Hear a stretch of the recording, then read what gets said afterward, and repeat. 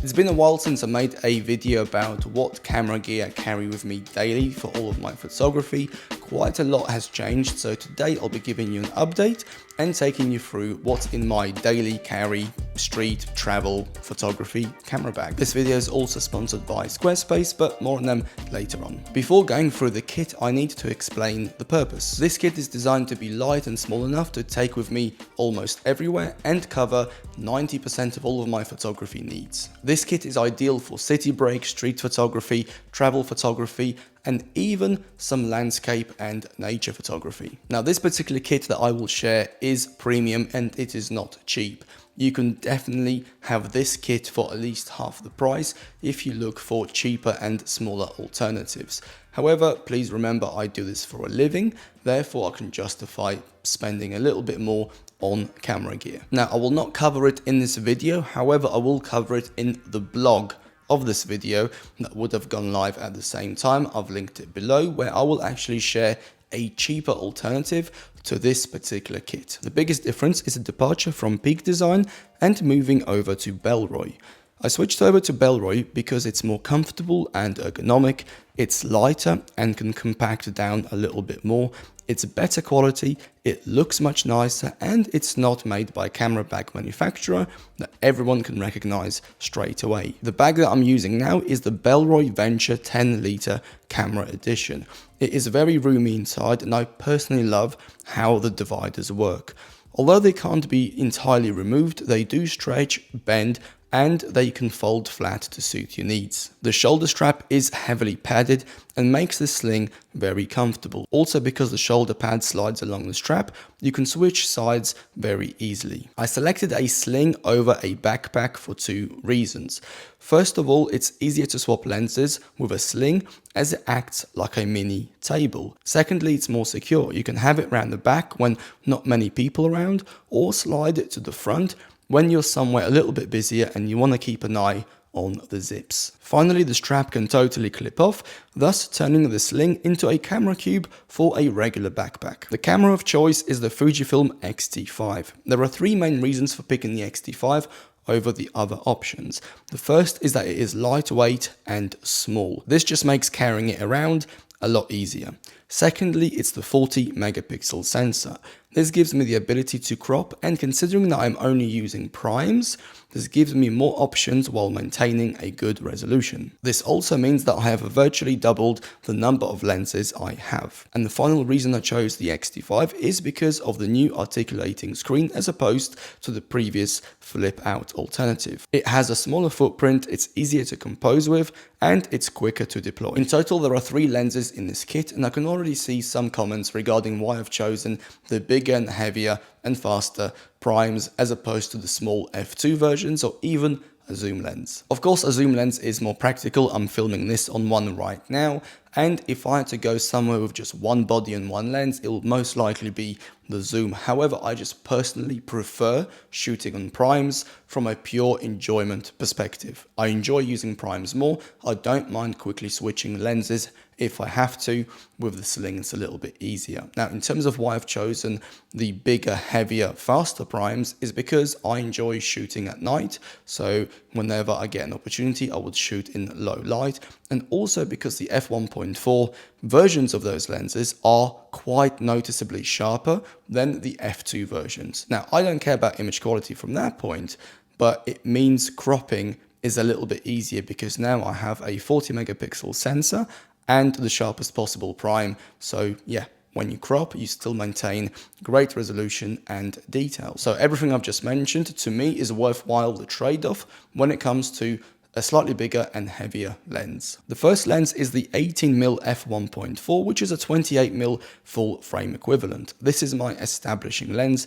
It's great for setting the scene and getting everything into the frame.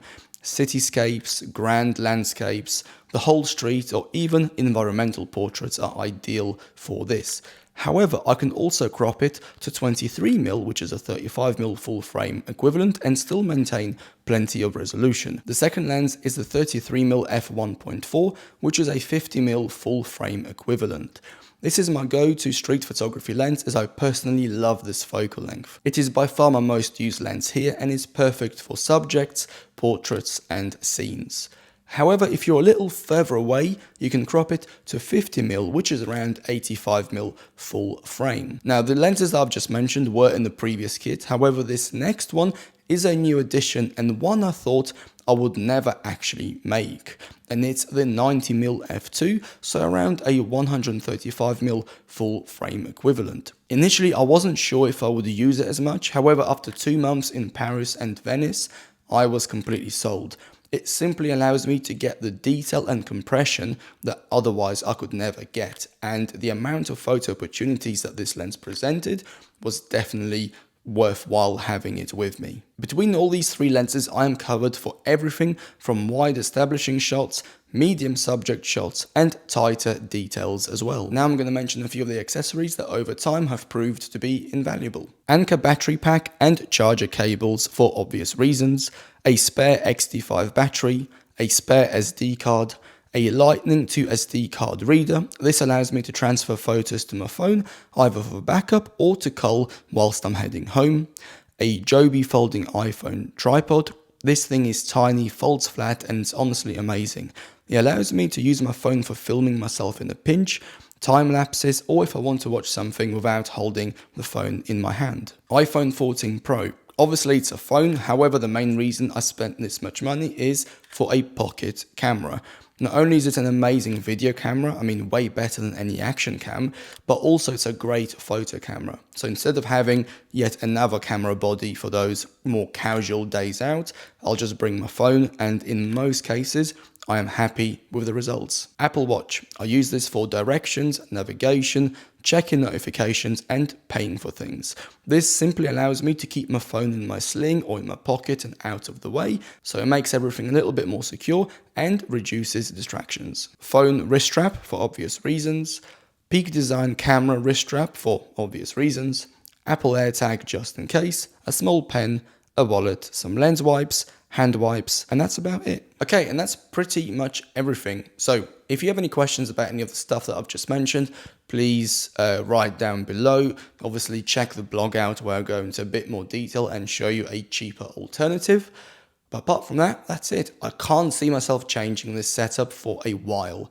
I don't remember the last time I was this happy and this content with a camera and a bag setup. So yeah, this will be staying for quite some time.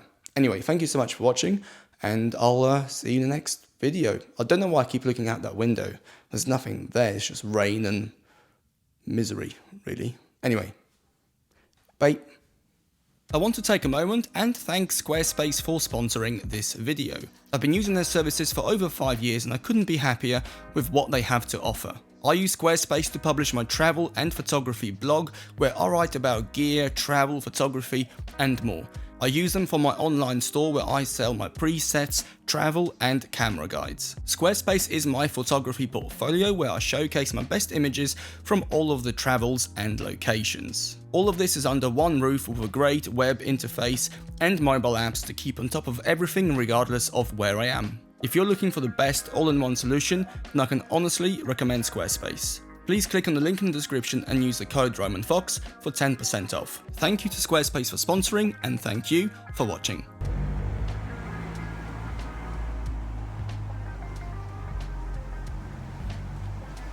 This is for the picture. Hold this still straight, slightly to one side, slightly that way. That way. That's it. Hold.